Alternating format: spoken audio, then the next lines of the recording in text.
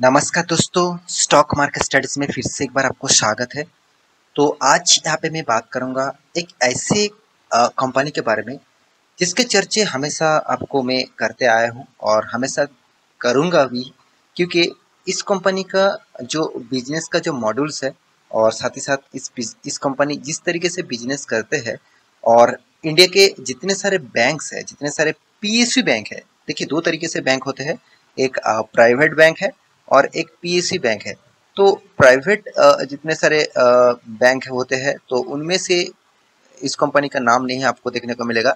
जितने सारे PSU bank है उनमें से नंबर वन जो कंपनी है, नंबर वन कौन है? एसबीआई। तो एसबीआई के साथ जुड़े हुए कंपनी है, मतलब इसका एसबीआई के ही एक सब्सिडरी इस कंपनी के बारे में आज बात करूंगा। आप पहले ही देख चुके होंगे कौन सी कंपनी का नाम कौन सा है।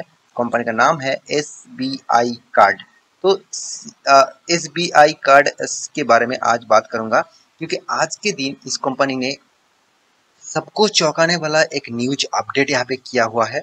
तो उस न्यूज के कारण स्टॉक में आज के दिन शानदार एक रैली देखने को मिला और अराउंड अराउंड 5% तक तेजी, 5% तक तेजी देखने को मिला। बहुत दिनों के बाद इस तरीके से शानदार एक न्यूज इस कंपनी ने आपके सामने रखा है। तो मैं आपके साथ इस न्यूज को मतलब शेयर करना चाहता हूँ। साथ ही साथ इस कंपनी के कुछ डेटा आपको दिखाऊंगा, जिसके बेसिस से आपको लगेगा कि हाँ, इस कंपनी के ऊपर दम है कि नहीं है। तो चलो वीडियो को शुरू करते हैं। शुरू करने से पहले दो पॉइंट्स आपको मैं बताऊंगा। इस अभी तक आपने सब्सक्राइब नहीं किया तो प्लीज सब्सक्राइब कर लीजिए, और आप इंटरडे करते हैं तो उसका लिंक आपको, टेलीग्राम का लिंक आपको नीचे मिल जाएगा, जाकर ज्वाइन भी कर सकते हैं। तो चलो देख लेते हैं आज के इस कंपनी के स्टॉक के डिटेल्स के बारे में। तो कंपनी कौन सा है? सबसे पहली बात मैं आपको बोल चुका हूँ, कंपनी का नाम है एसबीआई कार्ड पेमेंट सर्विसेज, मतलब एसबीआई कार्ड के नाम से आप जानते हैं। जो इंडिया के थर्ड लार्जेस्ट एनबीएफसी है, एनबीएफसी कंपनी है। तो इंडिया के थर्ड लार्जेस्ट एनबीएफसी कंपनी है, क्योंकि नंबर वन आप सब जानते हैं बजाज फाइनेंस है, नंबर टू बजाज फिनसर्व है, थर्ड नंबर पोजीशन में है एसबीआई कार्ड। चलो एक बार मैं आपको दिखा भी देता हूँ। तो यहाँ पे देखिए, जितने सारे फाइनेंस कंपनी है उनमें से एसबीआई कार्ड भी एक फाइनेंस इंडस्ट्री से बिलोंग करते हैं, साथ ही साथ एक एनबीएफसी भी है। देखिए, एसबीआई कार्ड का काम क्या है? तो ज़्यादा से ज़्यादातर आप देखेंगे तो क्रेडिट कार्ड आप जो यूज़ करते हैं, सबसे ज़्यादा फैसिलिटीज़ आपको एसबीआई कार्ड में आपको मिलता है। हाँ, ये नहीं कहूँगा कि एचडीएफसी में नहीं मिलता, आईसीआईसीआई में नहीं मिलता। मगर आप ऑनलाइन शॉपिंग करना जाएंगे, मतलब करने जाएंगे, कोई भी प्रोडक्ट ऑनलाइन से खरीदना चाहेंगे, कोई भी शॉपिंग मॉल से आप परचेज करेंगे तो आप क्रेडिट कार्ड से करेंगे तो आपको एक्स्ट्रा बेनिफिट मिलता है। और आप देखेंगे सबसे ज़्यादा डिस्काउंट आपको एचडीएफसी बैंक, आईसीआईसीआई बैंक, साथ ही साथ आप देखेंगे तो एसबीआई बैंक, जो पीएसयू बैंक में एसबीआई बैंक ही अकेला इस तरीके से फैसिलिटीज देते रहते हैं। तो मेरे हिसाब से एसबीआई कार्ड में मार्केट तो अभी बहुत बड़ा है, तो एसबीआई कार्ड अभी मार्केट को उतना ज़्यादा कैप्चर नहीं किया जिस तरीके से कैप्चर होने वाला है फ्यूचर में। तो मेरे हिसाब से एसबीआई कार्ड के ऊपर आपको जरूर फोकस होना चाहिए। आप कहेंगे सर, अभी तो देखा जाए टोटली डिजिटलाइज मतलब इंडिया बन चुके हैं, लोग यूपीआई के माध्यम से पेमेंट कर रहे हैं, ज़्यादा से ज़्यादा यूपीआई के माध्यम से लोग पेमेंट कर रहे हैं। तो मैं कार्ड लेकर क्या करूँ? तो ये पॉइंट, आपके पॉइंट भी इंपॉर्टेंस है, मैं जरूर कहूँगा। तो चलो इसके ऊपर भी आप बात कर लेता हूँ। देखिए, क्रेडिट कार्ड का मतलब क्या है? Credit limit. तो मान के चलिए आपको, आपका कोई भी एसबीआई का कार्ड है, आपका क्रेडिट कार्ड है, उस क्रेडिट लिमिट से आप 1 लाख रुपया आपको क्रेडिट मिल जाता है। तो 1 लाख रुपया आपके बैंक अकाउंट में अगर कुछ भी पैसे ना भी रहे तो आपको कंपनी क्या कर देते हैं, बैंक क्या करते हैं, आपको 1 लाख रुपया क्रेडिट देते हैं।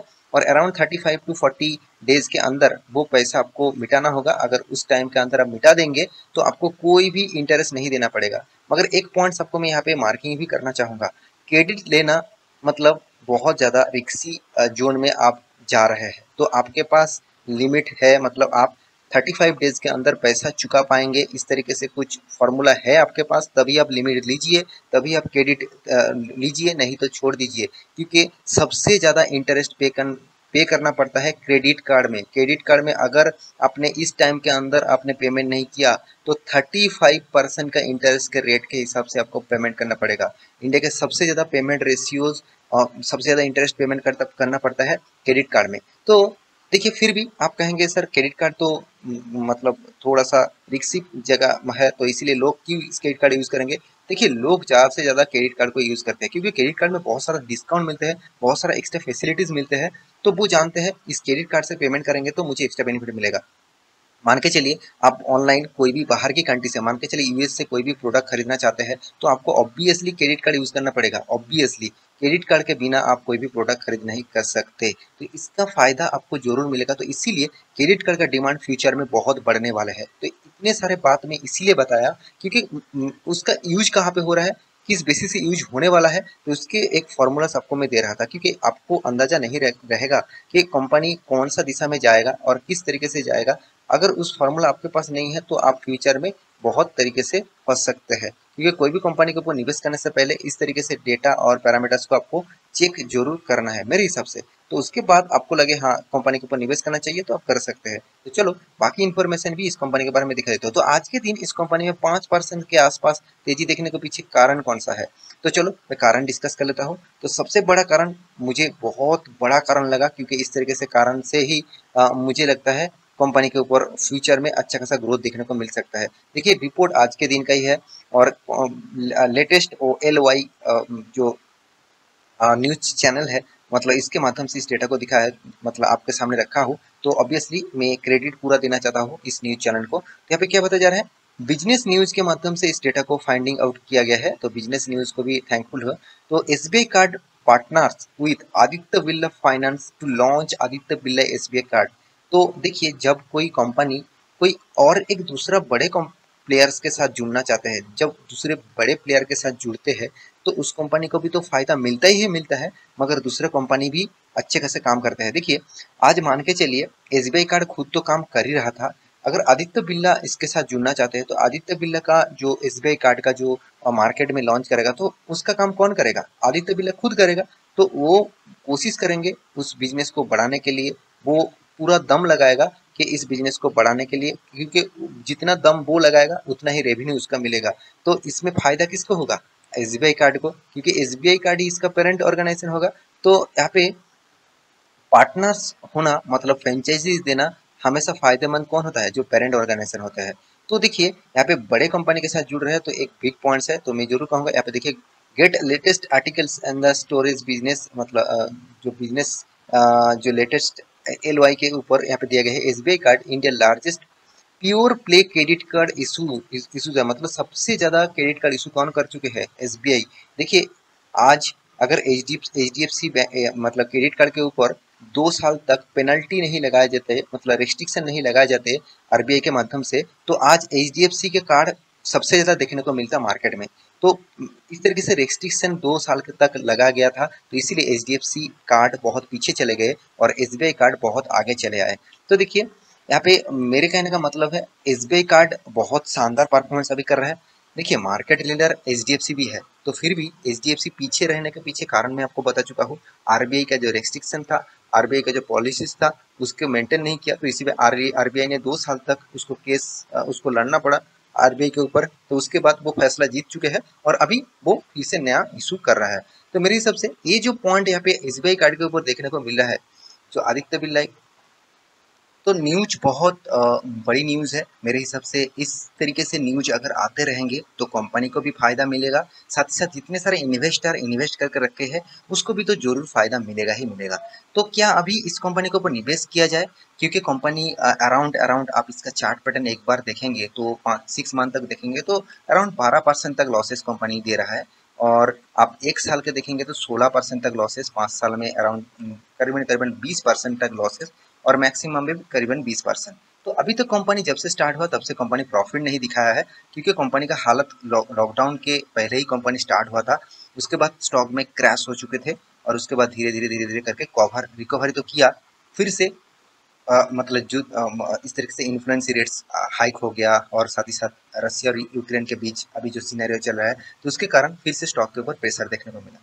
मेरे हिसाब से आपको गुड गुड अपॉर्चुनिटी मिला है इसी टाइम में इस कंपनी के ऊपर कुछ डिसीजन लेने के लिए, क्योंकि कंपनी के परफॉर्मेंस देखेंगे तो आपको शानदार परफॉर्मेंस दिखेगा। कोई छोटा मोटा कंपनी तो नहीं है, अराउंड 77,000 करोड़ का मार्केट कैप है।